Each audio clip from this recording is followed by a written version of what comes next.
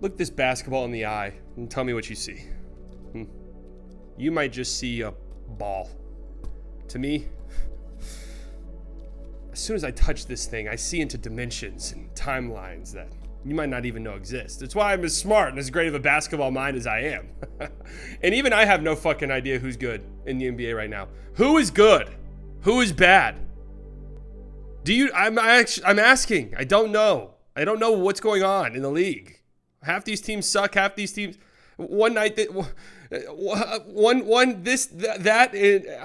For today, we're doing a power rankings video. Now, I usually try to do one of these at the end of every month, but I'm a little bit late this time around. Hey, being late never hurt anybody. All right, we're going to talk about all 30 teams. We're going to break the teams down into tiers. We're going to list the teams, order the teams within the tier. So this is a 30-1 ranking. I've watched a lot of basketball lately because I haven't left my house much because I don't got much to do because I don't have much of a life. So this is what I've been doing, and I've just been watching, the Memphis Grizzlies play the Portland Trailblazers. Who doesn't want to watch that in their free time? Let's just get right into it, starting with our first tier here, the sad, bad tier. We've had some teams graduate completely out of this tier at a time where it felt impossible. We'll talk about the Detroit Pistons here in a bit. But right now, I've got a couple of teams here. The Washington Wizards, of course, being the worst team in the league currently, 16 straight losses. I don't think it's out of the realm of possibility that they end up reaching the Pistons. That is how woeful they have looked lately. Of course, it's hilarious considering what Kyle Kuzma said earlier in the season about the Pistons. Kyle Kuzma is playing fucking center. They haven't won since January 29th. I want you to process that. January 29th, that was almost a full 2 weeks before the trade deadline. That was the last time they won a game. Absolutely insane. And they're terrible. They're going to have the worst defense in the history of the NBA by defensive rating. And there's just no real reason to watch them right now. Honest to God. And the Portland Trailblazers aren't that far behind them. They're also awful. They beat the Grizzlies in back-to-back games a few days ago to get their first wins since January 31st. So they were rocking quite the losing streak as well. They didn't win a single game in the month of February. Neither did the Wizards. So 2 teams in the league went an entire calendar month without winning a game. Scoot's been dealing with an injury. Brogdon hasn't played since February 2nd. So at least the Blazers have an injury excuse. The Wizards are just, trash can juice. So these teams are bad. And I have another team to add into this list. That is the Dallas Mavericks, who have been playing some really bad basketball lately. Look, if you're going to tell me who you are, I'm inclined to believe you. I said the Wizards are on pace to have the worst defense in the history of the NBA. The Dallas Mavericks have been worse than them over the last 2 weeks. So, hey, you tell me you're the worst defense in the league, in the history of the league? What? Hey, I'm going to believe you. I have the Mavericks in this tier. Next up, we have the fun, bad tier. Okay, these are a group of teams that aren't good, and you expect to lose pretty much any given night, but there's a reason to watch them, right? I'm going to start with the Memphis Grizzlies, who offensively, they're awful. They've been dead last in offense since the start of February. They have 5 wins since January 27th. What sets them apart, though, from the 3 teams? I forgot to fucking put the Mavericks in there. The 3 teams below them is they fight their ass off. They do. They have a ragtag bunch of guys because of all of their injuries, like guys that they literally picked up off the street and you never heard of, and they've come in and played really, really well. Like Jake LaRavia, who I was ready to write off completely, has been playing some legit pretty good basketball lately. So that's exciting for them. Lamar Stevens, who got thrown in the Xavier Tillman deal a couple weeks ago, he's been playing some inspired minutes for them lately. So they played really hard, and I appreciate that, and that's why I have them in this tier instead of the sad bad tier, even though their offense is just absolutely excruciating to watch. Next up, we have the Pistons. How about the Pistons clawing their way out of that horrible, awful tier? They've been pretty fun to watch since the trade deadline. They're still not winning games. There's still some stuff that is pretty hard to watch from time to time, but Kate Cunningham's been turning it on. Jaden Ivey still has his flashes and his moments. Asar Thompson has been getting 30 minutes per game since the trade deadline and has a plus-minus over his last. He has a positive plus-minus over their last 13 games, despite the fact that the Pistons have gone 3-10 in that stretch. So, Jalen Duren's been playing pretty well lately. Simon Fontecchio's been pretty good there. There's some reasons to watch the Detroit Pistons. They're not an abomination anymore. Even during their losing streak, I kept saying, there's no way they should be losing this many games in a row. They're talented. They have streaks where they play well. It just doesn't make sense to lose that many games in a row. So, I haven't mind watching the Pistons lately. Next up, we have the San Antonio Spurs. Obviously, really the only reason you tune into them is because Victor Wembanyama is a fucking alien and a freak. Over his last 13 games, 22 points per game, 10.8 rebounds per game, 4.1 blocks per game, 2 steals per game, 4.6 assists per game, 43% from 3. He's been one of the best pull-up shooters in the league. In the league this season. Absolutely insane what they got going on. Devin Vassell has been on a burner lately as well. So I'll always tune in. I'll always monitor the Spurs scoreboard, the box score. and if Vic looks like he's on some shit, I will 1,000% tune in because he is must-watch television, ladies and gentlemen. Next up, we have the Charlotte Hornets, who have been rattling off some wins since the trade deadline. They are 5-7 since the deadline. Shout out to Micic. Micic comes over from the Thunder, didn't really have a chance to play over there, and is actually good. He's actually a good player. He's averaging over 5 assists per game since becoming a member of the Charlotte Hornets.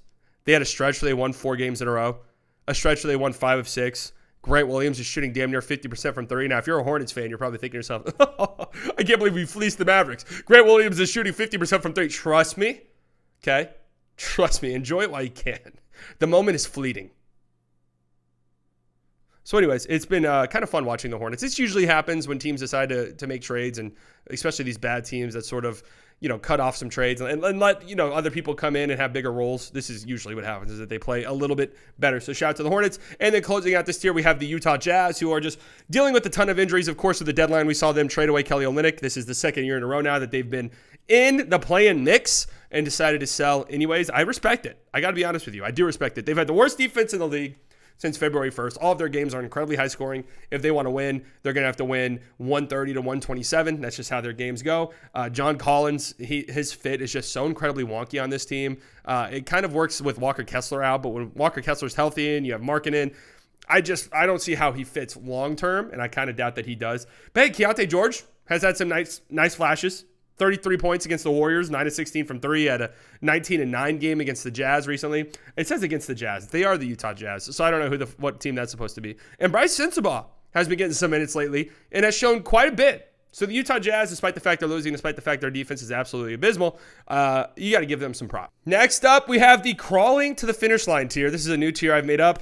These teams are either injured or have sold off pieces that are just kind of waiting to get to the end of the season. The Brooklyn Nets, their offense is just absolutely brutal to watch. Mikal Bridges has been dealing with some type of wrist injury, and it has clearly affected his shot. 23% from 3 over his last 6 games. They are 6-9 over their last 15 games. It seems like the play-in tournament is a bit of a pipe dream for them, although there is an avenue for them to sneak in if the Atlanta Hawks start to drop some games. They've been 24th in half-court offense since February 1st. It's just not a very fun offense to watch. In fact, I don't know why I really even have them in this tier, because I don't enjoy watching Brooklyn Nets games very much. Next up, we have the Toronto Raptors. They had a stretch of 5 games recently where they scored over 120 points in each game. That was their best offensive stretch of the season. Scotty Barnes is, if not out for the rest of the season, will miss the vast majority of the remainder of the season. If I had to guess, they might just end up holding him out because it just might make sense to do that. Grady Dick, though, hey, how about this? Since February 1st, 48% from 3 on 4.3 attempts. Huh?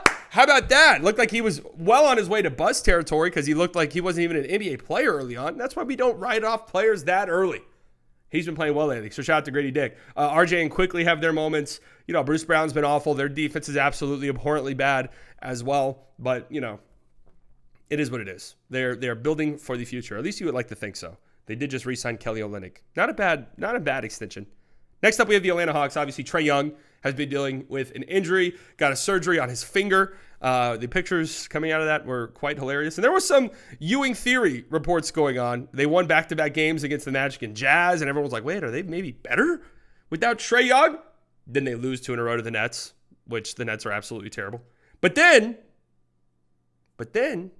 they win 2 games in a row against the Knicks and the Cavaliers. So some interesting stuff going on for the Atlanta Hawks. I think they played well enough without Trae so far that they've sort of kept their spot in that last play-in spot secured and have fended off, the Brooklyn Nets, who aren't winning games, so it doesn't really matter either way. I don't know. Capella is incredibly washed. Jalen Johnson injured now, which sucks, but he looks a little bit lost without Trae Young.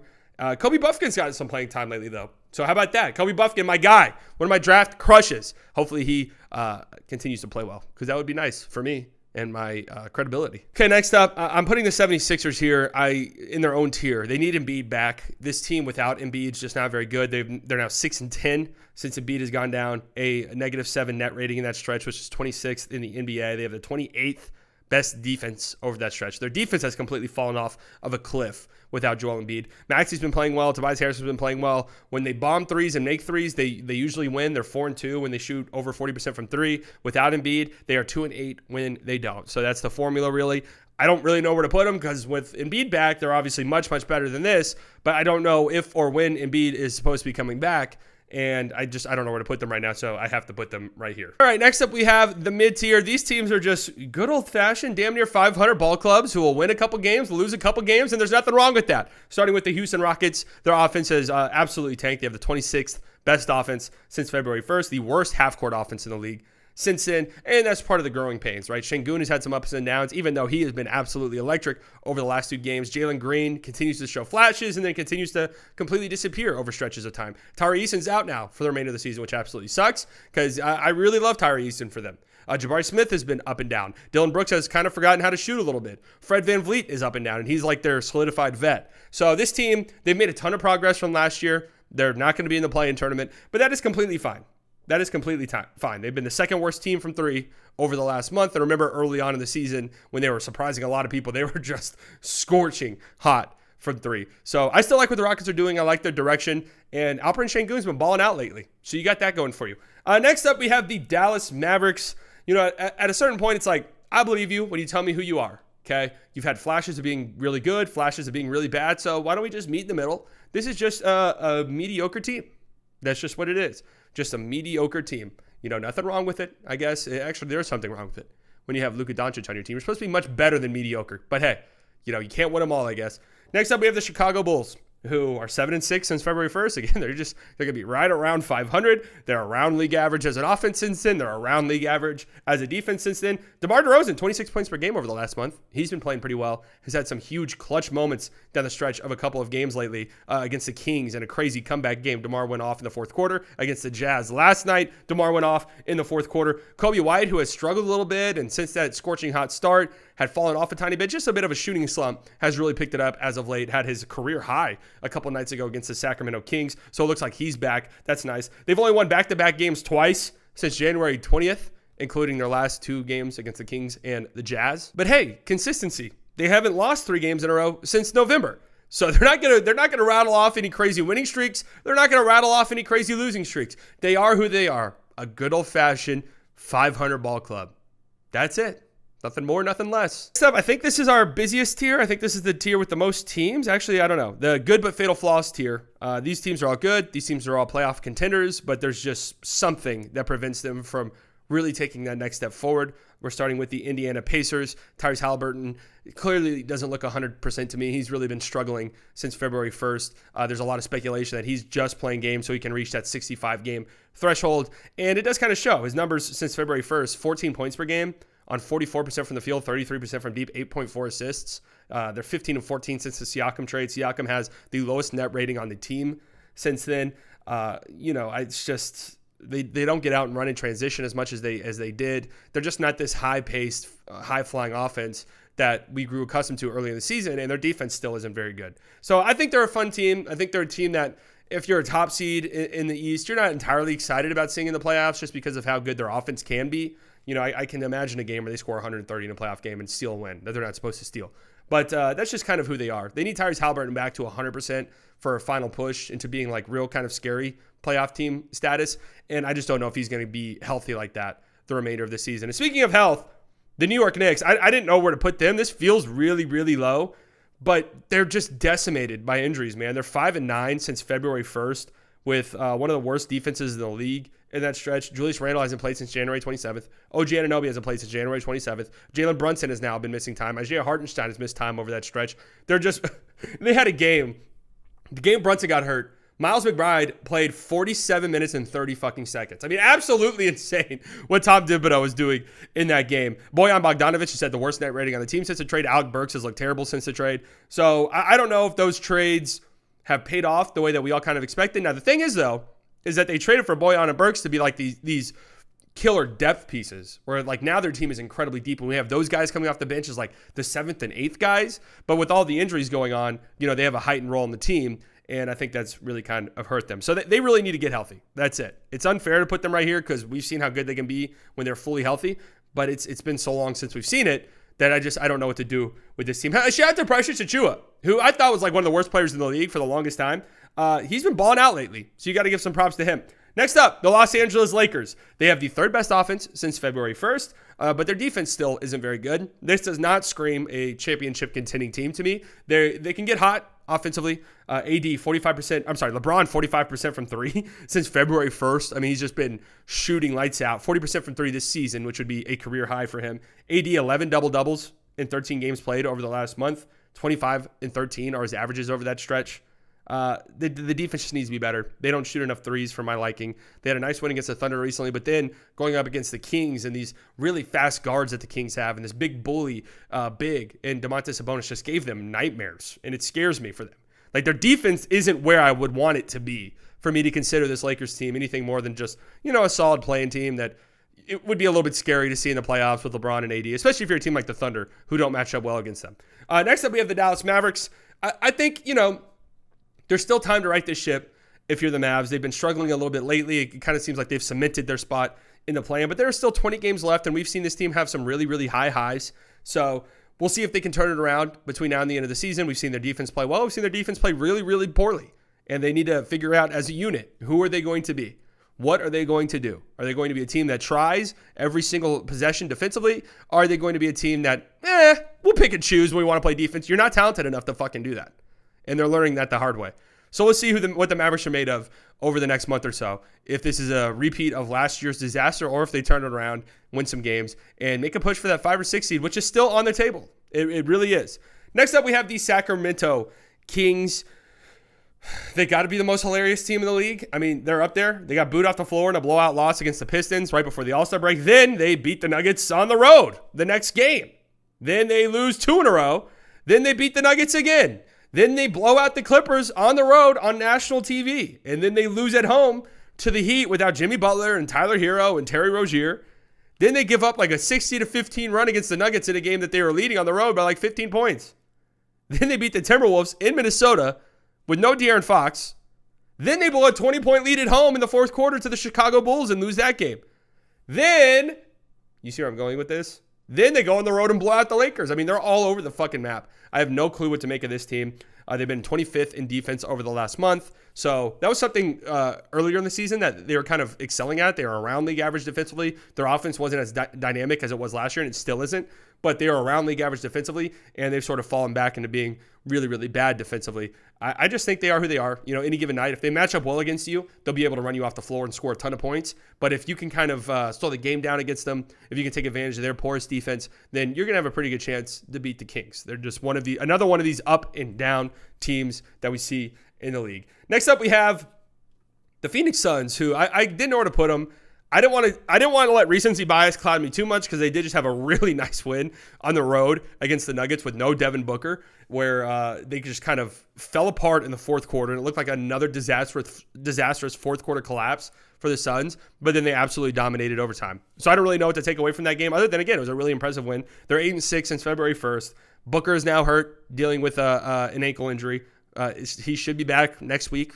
Doesn't sound like he's going to miss too much time, but still another injury here. They're the only top 10 seed in either conference that turns the ball over more than the Phoenix Suns is the Minnesota Timberwolves. Their offense can be a little bit scary at times. Their offense should be way better than it is. I know that they haven't had a lot of time to gel. I know that they haven't been that healthy. Their offense should still be way better. Grayson Allen is falling back down to earth a little bit, shooting from three.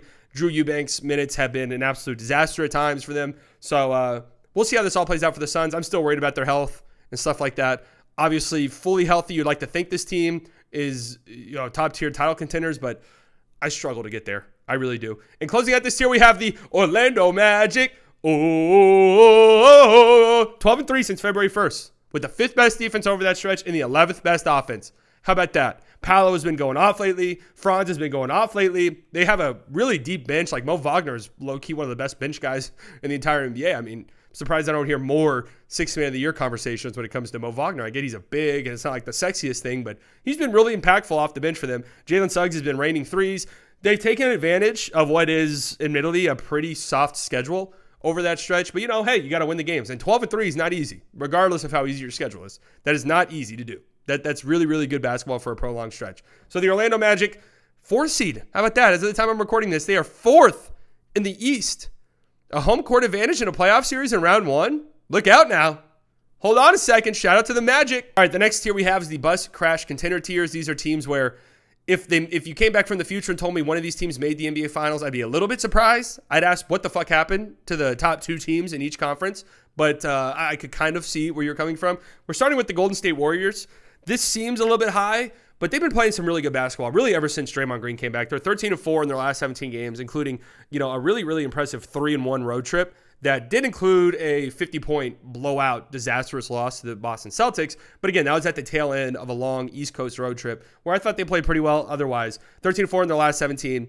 They haven't played, the greatest schedule, but they do have, a nice win against the Suns. They did just blow out the Bucks last night in a game that never felt competitive. Their defense just absolutely clamped Milwaukee, and I thought that was really, really impressive. Podziemski's been playing really, really well. He's played 32 minutes since February 1st with a 7.4 net rating over that stretch, which is the best on the team. Trace Jackson Davis was a defensive menace last night against Giannis. Like, they're just stringing together wins, and what's crazy is Steph's not even really going nuts. He's not even going barnacles. Like, they've had some games where Steph's had some stinkers, so they've had to win games despite that. So I kind of like what I'm seeing from the Warriors as they continue to get healthier and healthier, and as they continue to gel a little bit more with some of the guys who haven't had time to gel because of injuries. So we'll see where they're at the end of the season, because they're kind of reaching the point where I would be a little bit scared of seeing them in a playoff series if I were, one of the top seeded teams. All right, next up we have the Dallas Mavericks. One of the most up and down teams in the league. Of course, the thing is, you get into the playoffs, you get into the tournament with Luka Doncic and Kyrie Irving. We see how good that offense can be. We see how good their defense is when they want to give a fuck. Like, it's a scary, scary sight for some of these playoff teams. Since February 1st, they're 3rd in offense and 12th in defense.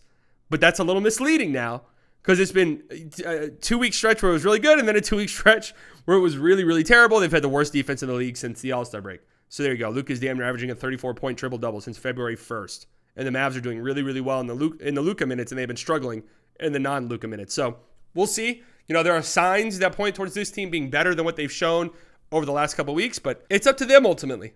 It's up to them. Are they going to be good or not? Figure it out. Figure it out. Okay, next we have the Cleveland Cavaliers, who are also dealing with a billion injuries. They are 4-5 since the All-Star break. They were the hottest team in the league for like a month and a half stretch. But they are 4-5 since the All-Star break, including a fucking miracle Mickey Mouse ass win against the Dallas Mavericks. Don't even really want to talk about it still to this day. Donovan Mitchell is now out with a knee injury. Evan Mobley is going to miss an extended period of time. So they're still dealing with a ton of injuries. Their starting 5 still feels weird and wonky. I'm a little bit concerned with Darius Garland, if I'm being completely and totally honest with you. I know that he's missed a ton of time this year, and I'm sure that completely threw him off his rhythm. But I'm just a little bit concerned with what I've seen from him. But they're role guys, any given night. They can get huge performances from, Max Strus, who's also been dealing with an injury lately. Sam Merrill can step up and have huge nights. We know that Jared Allen can step up. So I like what they've got going on. They're a really well-built team. And they're just going to have to prove it in the playoffs and get healthy, of course. Those are the things. And their 5-man group, their starting 5, is going to have to prove that they can play alongside one another. Because it feels like their best stretches of basketball have come when one of their high-profile players has missed time. So we'll see. Next up, we have the New Orleans Pelicans, who I feel like I can't really ignore what they've done over the last month plus. Since February 1st, they've just been rattling off wins. Granted, their schedule has been unbelievably easy. Like, here are their wins since the start of February. The Spurs, Toronto twice, the Clippers. That was a nice win for them, that win against the Clippers.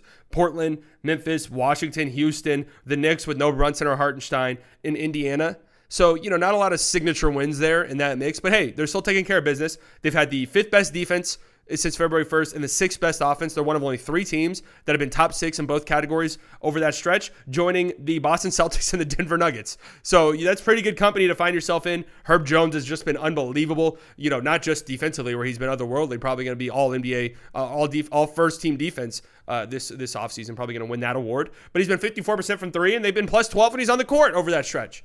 So they're good, and nobody really talks about them because I think we're all a little bit scared of them. I think most people kind of recognize, they've had a really easy schedule though. So let's see, how it looks over the next month or so where their schedule really, really tightens up. But you got to give them props, man. They've been winning games and taking care of business, and this is a team still that if they're healthy come playoff time and you're going up against them in a 7-game series, that doesn't feel great. And they're the 5 seed right now and are building a tiny bit of a cushion. So we'll see how this all plays out. The Miami Heat, here they come, man. Here they fucking come. There's 10-3 since February 1st with the 2nd best defense in the league over that stretch. Okay, and their offense is starting to turn it around a little bit. Jimmy's starting to turn up, 23.5 points per game, 53% shooting, 52% from 3 since February 1st. And the Heat are absolutely dominating his minutes. So he's turning it on. They've decided it's time to start playing. Eric Spoelstra just won Coach of the Month. I'm going to be real. I didn't even know that award existed until now. I've watched a lot of basketball. I've followed basketball for a long time. I have never even heard of that award, but I thought about it. I was like, when the fuck would a Mavericks coach ever win that award? No, but seriously, the Heat are starting to turn it on, and it should terrify every single team in the Eastern Conference because here come these guys, man. Here they come. You just knew it, too.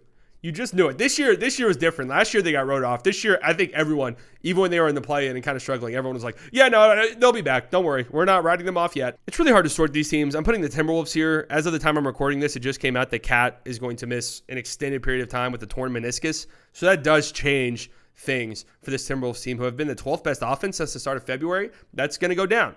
That is going to go down without Karl Anthony Towns. I know they have Naz Reid to plug into the mix, but one of the benefits of Naz Reid was you had Naz Reid coming off the bench in non-Cat minutes or playing alongside Cat. Now it's just Naz Reid. So the offense is going to go down.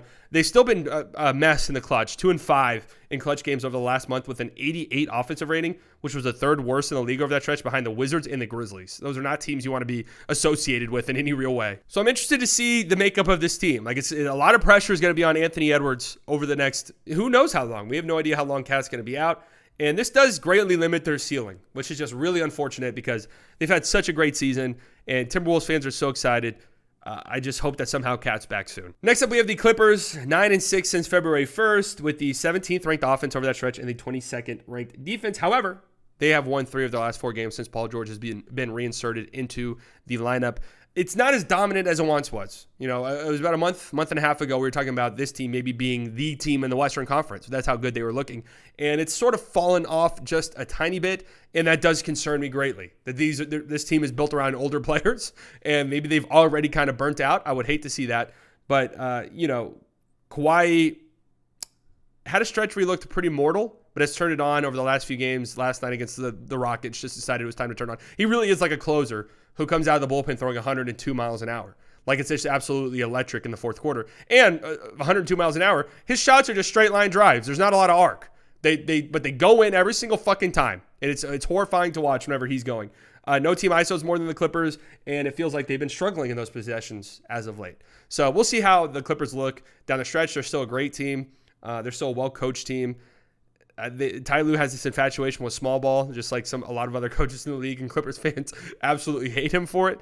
But again, we'll see how it looks, because their small ball minutes look way, way different without Batum and Marcus Morris in the mix, as much as Clippers fans hated Marcus Morris. So we'll see. They're not as dominant as they looked earlier in the season, but they still have Kawhi Leonard, who is horrifying. The Oklahoma City Thunder. Taking care of business. They still look really good. They're still in contention for the number 1 seed. Size is an obvious problem for them. And when a team really exploits it, like the Los Angeles Lakers did a few nights ago, you leave thinking, oh, shit, this team might have some serious problems come playoff time. But you know what? I'm willing to give them the benefit of the doubt. All right, I know a lot of people are already writing them off in the playoffs. I fully believe in Shai Gilgeous-Alexander come postseason time. I believe in Jalen Williams come postseason time. I think those two are built for the playoffs. I think those two are built for a playoff setting. And we'll see how the rest of the guys react. The size is obviously a problem for them. Mike Dagnall even came out and said, it was like, yeah, we're going to get our asses kicked on the rebound battle most nights. It's how we can win other aspects of the game. So again, whenever their weaknesses get really exploited, like thinking back to when they got blown out by the Mavericks and the Mavericks just left Josh Giddey by himself for the entire game, it was like, oh, fuck, that's going to be a problem. And Gordon Hayward's minutes have been kind of alarming in how not good they've been. But I still think they're a really good team, and I believe in them. In closing out this tier, this might seem excessive. I don't know. I'm going with the Bucks. They had 6 straight wins before getting absolutely smacked in Golden State last night. A 102 defensive rating over that 6-game winning streak, which was the best in the league. They've had the 5th best defense since the start of February. Dame, a plus 12 net rating since February 1st. I'm monitoring that. I still don't think Dame's been like great, but hey, they're winning heavily in his minutes, so that's good to see. And Bobby Portis has been going barnacles lately. He's been going absolutely nuts. And a big reason why I think they were struggling so much early on was Bobby Portis really wasn't on shit to start the season. So they're turning it around, and this might seem a little bit high, but watching this team and watching the teams below them, their ceiling feels notably higher. And I know this is a big 180 from where we were a month ago with this team, where I was like, yeah, I don't believe it. Like, why should I believe it? Yeah, I believe it now. I don't give a fuck. I'm easy. Let's close it out with the top tier. These are the inner circle contenders. The Nuggets and the Celtics, I think, have absolutely separated themselves from the pack. I know that, the Nuggets had a 6-game winning streak before they lost to the Phoenix Suns. Jokic was trolling in that game. You won't see a Jokic game that bad hardly ever. Jokic had 3 straight games during the month of February with 20, 15, and 15. I mean, that's fucking crazy. Like, that's just an insane stat line to do 3 times in a row. And they just have these moments, man. They have these moments where they flip a switch and they turn it on and there's nothing you can do about it. Jamal Murray is starting to go crazy. He's starting to go nuclear. We all know what he's about come playoff time. MPJ's been playing really well lately, and their bench is starting to figure some stuff out. If they're the 1 seed, I don't know I don't know what point there is to play the playoffs. I'm just gonna be real, because it's gonna be the Nuggets and the Celtics in the finals. At least it should be. It would be an absolute failure, I think, for either of these teams to not make it out of their respective conferences, especially the Celtics, who are just dominating. I mean, they're absolutely insane. They've just been killing teams. Lost a heartbreaker to the Cavs. That's the big concern that they do have. Is that offense, where late in games, does it get wonky? Does it get ugly? And I guess one thing you can be concerned about is they haven't had too many chances to practice in game, right, in these late clutch situations, because they've just been blowing out every single team that they come across. But yeah, there's some concern there that they settle for bad shots. Tatum's numbers in the clutch are really alarming, I think, this season and over the past couple of years. But I mean, they've just been destroying teams. What is there to say, man? What is there to say? They're the most talented roster in the league. They've been playing together. They play good team basketball. And if they don't make the NBA Finals this year, it's a fucking disaster. It is a disaster for them. All right, let me know what you guys think. This is the list. Where was I wrong? Where was I right? Talk to you guys later. Okay, goodbye.